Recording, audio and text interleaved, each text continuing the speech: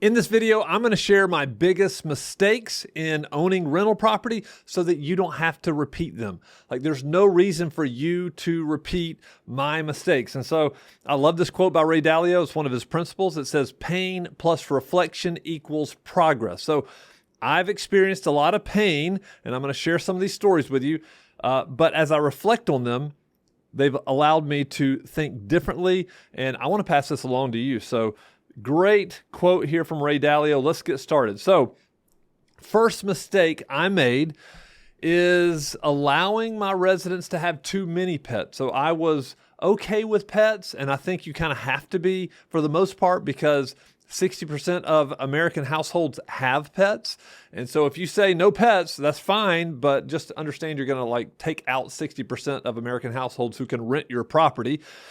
But one time I allowed pets and I didn't put a limit. I didn't put any kind of stipulations. I wasn't mitigating my risk. So what happened was this couple had tons of dogs in this house that I owned, and I did not see the damage until after they had moved out. And it was thousands of dollars worth of damage. Like, I had to completely refinish the hardwood floor. So what I would say is just less pets equals less risk. A way you can mitigate some of this is you can say, I don't want any kind of pet, no dogs over 50 pounds, over 30 pounds. You can have stipulations like that. You can have no inside dogs, only outside if you have a fence around your yard. The thing that you can do is you can say no cats, only dogs, or no dogs, only cats. Just kind of depends on what you're okay with. But you can also, take one of those out. And then what I would say, one of the things that we do is we charge a pet fee.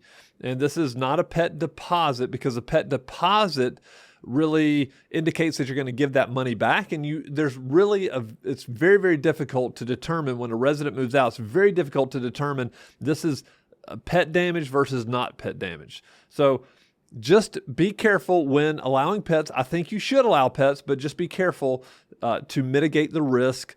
Put some parameters around it and you'll be fine. I made that mistake. Next one, being friendly versus being friends. You must be being friendly with your resident is just courteous. It's just like, hey, they're essentially your customer when they're moving in. You're providing a service, they're your customer. So being friendly is great. One of the things that I did was, which was a mistake, which I tried to become friends with these people, with my residents, and really they didn't really care to be friends with me, right? And so what happened was I got really personal, got involved in their stories, and when personal stories come into play, then you feel like, well, as friends, a friend should do another friend a favor, and you know what? I'm okay if you're not. I'm okay if you can't pay rent on time this month, because that's what I would do with my friend. Like, if a friend lived with me or lived in my house, man, I'd cut them all kinds of slack, all kinds of leeway. And you just can't do that when you own rental property, because one of the things that I was not understanding correctly is it's a business. And so I remember sitting down with some people in one of my rental houses, and we just had the best time, having conversation. And before long, all the rent was coming in late. And that continued until they finally moved out. And so I made that mistake. I wasn't going to do it again. I think you can be professional and you can be friendly without giving them so much leeway. You need to understand that they should be paying on time, just like you should be providing a clean and a safe property for them to live in, right? Okay. Next mistake that I made is, and this one I kind of hesitated on putting in here. It's like being the owner instead of the manager. I had partners in my rental houses early on. And so I was always the owner, especially at first. And so they knew they could come to me for anything. I had the ultimate decision making. But as I started to get wiser in my real estate journey, I just started, referring to myself as the manager, because I really was the managing partner. And if I needed to take a decision to my partners, I would say, hey, I'm going to go talk to the owner. I practically, in their minds, became the property manager, which I really was the property manager. And I would go to my partners if I needed to consult with them, or sometimes I would just make the decision by myself. I just did not want the residents to see me as the owner, as the ultimate authority.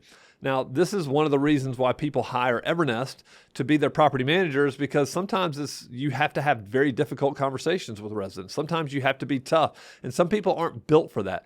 Not only are they not built for that, a lot of people don't have the time for that. And so, just being the manager, whether it's the managing partner or the property manager or hiring a property manager, is going to help you, because you will have difficult decisions to make. And when you are able to kind of distinguish between the owner part and the manager part, then guess what? It's going to reduce the residents' pressure and stress, just because they know they're not talking to the owner. I mean, there's a lot of benefits to doing this. So I would say this was a mistake I made early on, but I quickly changed that. Another huge mistake I made is skipping parts of the screening process. Like, why in the world would I do this? I'll tell you why people do this. This is why people do it. It's because when you're driving out to a house to show it every single time, and let's just say it's not rented, the average days on market now between 45 and 60 days. Let's say for 2 months you get sick and tired of driving out there. The temptation is to, I'll forgo this, I'll forgo that. And so this is what happened to me. A mother and a daughter came to me, and I was sick of driving. It was 30 minutes away to this house, and I had them fill out the screening criteria. They really didn't meet all the criteria, but because they had cash, they had the deposit and the first month's rent available, and I was ready to get this thing rented, I just kind of skipped parts of the screening process. That turned out to be my one and only eviction. And it was a painful eviction. So pain plus reflection equals progress. Like, I never did that again. And so here are the things that I think you should always look at. Income verification. We do 3 times the rent here is when we're looking at income. We want at least 3 times the rent. We also do credit checks. We do criminal background check right here. Also background checks. We want to do criminal background checks, and what we're looking for is we will not allow somebody in the property if they've had a felony or a violent misdemeanor. We want to make sure that the neighborhood is safe, and so that's one of the things that we do there. Rental history verification. I think this is important, just to look and see what their history has been with places they've rented before. And then check for evictions. Like, this is all very, very important. Don't skip anything. And if you're doing it for one person, you must do it for every single person. It has to be fair. And again, you obviously have to follow fair housing laws, but don't skip parts of the screening process just because you want to get somebody in that property. I know it's painful to have a rental property that you have expenses on, carrying cost, and you're not able to rent it out. I know how painful that is, but you will make a massive mistake if you skip any processes. This is another one. I made the mistake. Remember my one and only eviction? I didn't file the paperwork on time, right? I wanted to give people the benefit of the doubt. And so essentially there was 2 or 3 months of non-payment before I finally went through the eviction process the right way. And I listened to sob stories. I listened to, hey, the money's coming. I'm going to have it to you. I'm going to bring a money order to you this week or next week or whatever the case. I listened to that for far too long. I should have started the eviction process. And listen, nobody likes an eviction.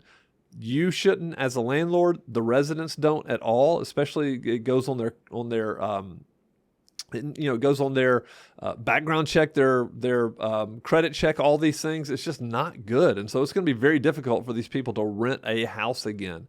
And I knew that. But this eviction had to go all the way through the end. They literally the sheriff came and put their belongings out on the street. And so it was something that I didn't want to do, didn't want to go through. They didn't want to go through, but it was painful. And where this property was is in Birmingham. At that point, it was taking 3 months to go through the full eviction process. So not only did I have 2 months on the front end, I had 3 months on the back end. So that was 5 months where I wasn't making money, and the house was in rough condition. So huge. It was $10,000-$20,000 mistake that I made easily. So don't rely on promises. File eviction work immediately. Know your local laws and deadlines. Some landlord-friendly areas, you can get a resident out in 30 days if the courts aren't backed up. In some places, it's going to take much longer. I know here in Birmingham, it's taking much longer now than 3 months. So know what you're doing. This is why it's so important to screen on the front end. But even then, life happens to people. People get sick, people lose jobs. There's all kinds of things that happen in people's lives. I'm not saying you shouldn't have sympathy for that, but if they can't pay, they can't stay. And so you just have to make those tough decisions and don't delay. Avoid delays in the legal process. Get started, do it the right way, follow the law. That's what you have to do. I've met many, I would call them veteran property managers, that they started doing crazy stuff to get residents out of the property. Things like taking the front door off the property. Things like putting a orange or a tennis ball to stop up the plumbing vent on the roof. Those things are illegal. Don't do those things. Follow the law, but don't delay. All right. Another thing that I would encourage everybody to do is don't avoid Section 8. One of the mistakes I made early on was not investing in Section 8 properties. And really any property can be a Section 8 for the most part, but because Section 8 is not a protected class in most areas, you don't have to allow Section 8 residents to rent your property. It's a government program. I ended up doing it and really enjoying it. I thought it was really great because while there is a responsibility for the landlord, which there should be, so there are annual inspections and there were things that I would always have to fix. There's also responsibility on the residents' side, and they don't want to come off the program. And so a lot of times they will make sure that the property is taken care of. They'll do all the right things. A great story that I had was I had a resident who moved into a property and Section 8 was paying all but $20. They were paying everything but $20. And so my resident was paying $20 every month. But then over time, over the years, over the next 4 or 5 years, she slowly and gradually got off of the program until she was paying 100%, or maybe she was paying 95%. I can't really remember, but it was amazing. And in my mind, that's what the Section 8 program is meant to do. It's meant to give people who can't afford it at that moment, it's meant to give them time so that they can afford it down the road. And I love that. And it was a fantastic story. I love this resident, and she stayed in there as long as she could. And man, it was just a great situation for me. I'm not saying all Section 8 is like that, because Section 8 can kind of be a pain going through the hoops and everything. However, if you do it, it's great. I know an investor here in town who at one point had over 100 rentals. The vast majority of them were Section 8. It's just it's reliable payments, stable and consistent income, and sometimes they pay 100%, sometimes they pay 50%, or whatever the case is. But the program's good for the resident, it's good for the landlord. Another mistake I made was not taking pictures. I would highly encourage move-in pictures for everybody. Here at Evernest, our property managers, before somebody moves in, they're taking pictures of the property, how the resident received it. And then what we also do is we ask the resident, within your first couple of weeks, take pictures of anything that you see that is wrong with the property, so that we file that away. And when you're ready to move out, when we look at that, we'll compare the pictures to reality once they move out. It could be 2, 3, 4, 5 years from now. And we're going to say, this is normal wear and tear. This was already there, or this is resident-related damage. If it's resident-related damage, then we're going to charge the resident for that. And it's going to be in a disposition. They're going to see everything's accounted for, how much it's going to cost. You have to do this. You can't just withhold security deposit because you feel like, that wasn't there before. You better have proof that it wasn't there before. And so take pre-move-in pictures. Very, very important. Document any kind of damage that is done. You should have all this stuff fixed, but sometimes people move in and there are things that maybe you didn't finish. They may understand that, hey, they could charge me for this. Encourage them to take pictures, send it to you. You need to keep those. in a safe place. And then really it helps justify security deposits. And you want to take very, very good pictures so that there's nothing to doubt. Most residents are very reasonable when you move out. If you're reasonable in what you're charging, not normal wear and tear, but damage, then and if you have everything documented, it's a pretty clear-cut case, and you should be able to do that without really any kind of struggle. Another mistake that I made early on, but then I switched it pretty quickly, was not exploring lease options. I ended up loving lease options, even though I've only done a couple of them. There were people who really wanted to own a home, and they needed some time to get back up on their feet so that they could get a loan, and I was okay with that. And I was like, hey, if you want to own this house, then that's perfectly fine.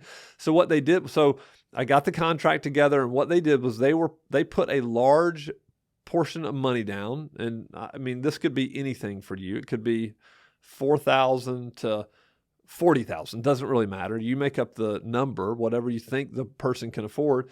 And then they have a monthly rent. And I tended to let it be market rent, but then I would say, hey, 25% of your rent will go towards more of the down payment on the property. And what I had done in my contracts was I had given them 24 months to exercise that option, and they could do that if they wanted to. I think it's a great way to help people own a house that they want to. They feel like it's more their property. While they were renting it, I was still the landlord. Even though it was a lease option, I was still fixing things that broke. I think it's a really great thing to explore.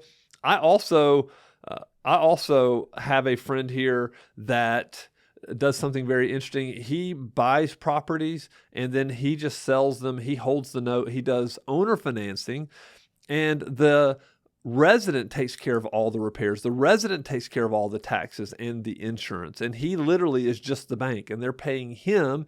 He says, hey, here are the terms of the deal. He lays it out, gives them the paperwork. And then if they pay over the next 15, 20 years, and then the house is theirs. And essentially he's not really the landlord, but he's receiving all the benefits of the landlord, right? He's receiving the cash flow. They're paying him what we would consider rent, but he's okay in 20 years letting that house go.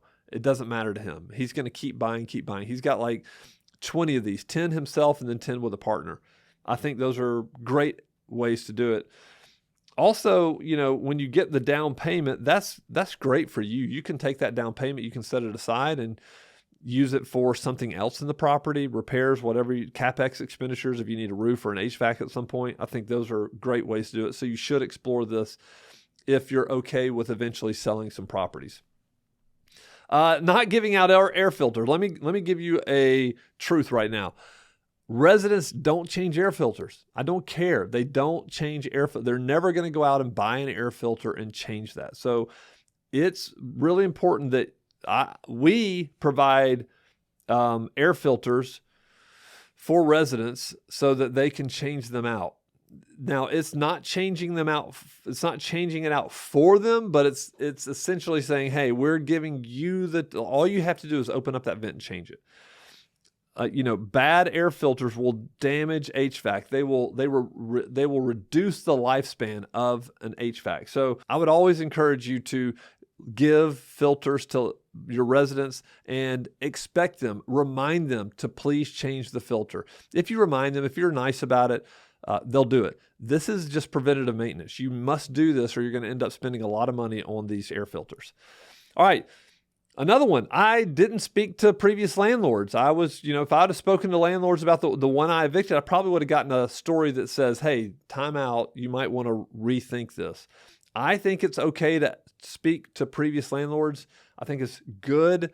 These are the questions. Did they pay rent on time and consistently? How do they treat the property? This is a big one. Would you rent to them again?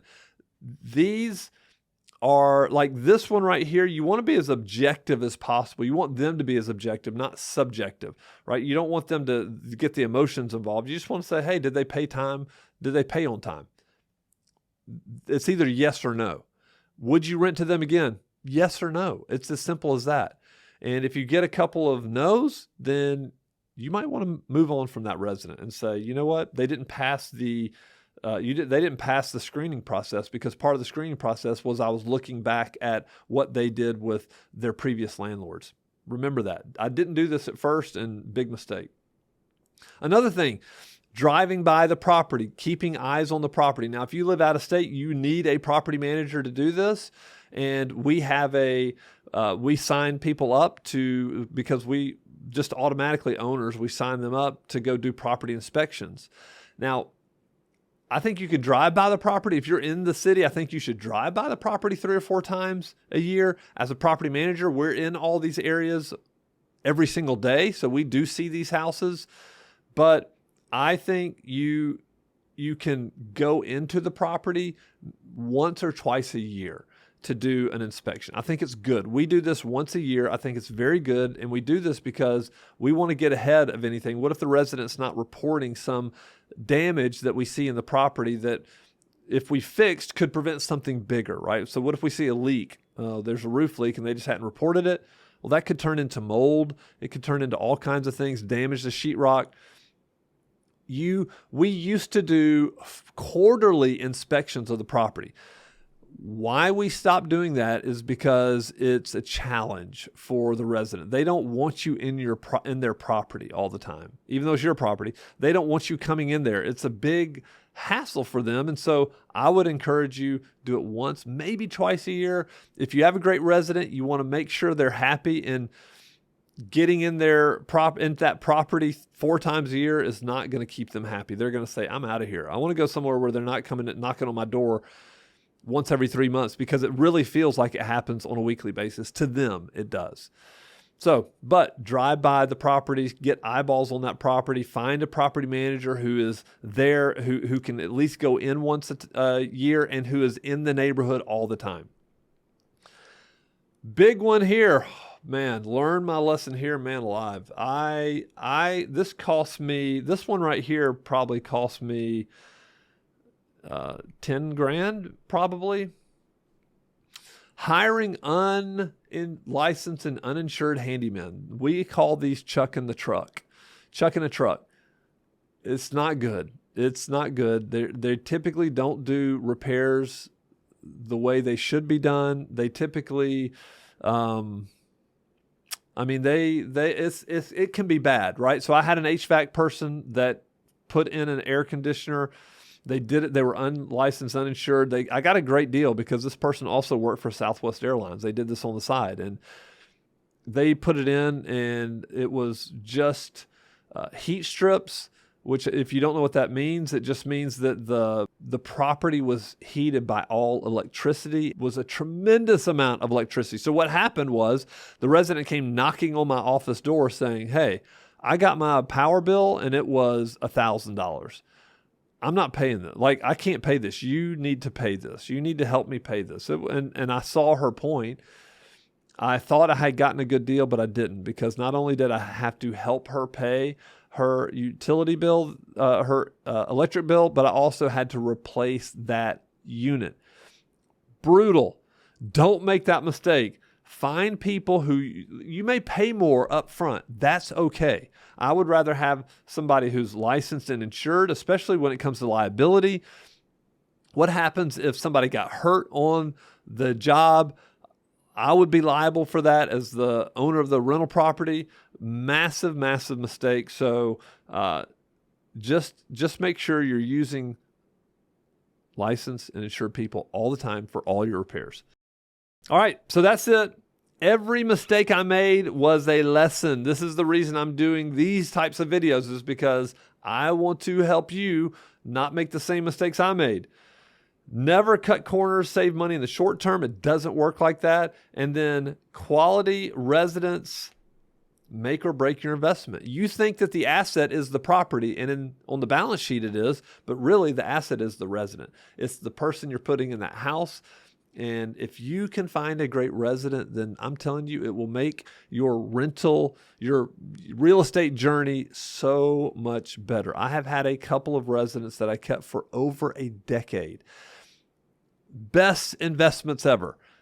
You know, finding these people, treating them right, being friendly but not friends, doing the right things on the front end, during the process, and then on the back end when they move out. All of those things will add up to a great rental experience. All right, I hope this has been helpful. I hope you've learned a lot from my mistakes. If you've enjoyed this video, like it, subscribe to our channel, and we'll be back with more real estate investor videos just like this.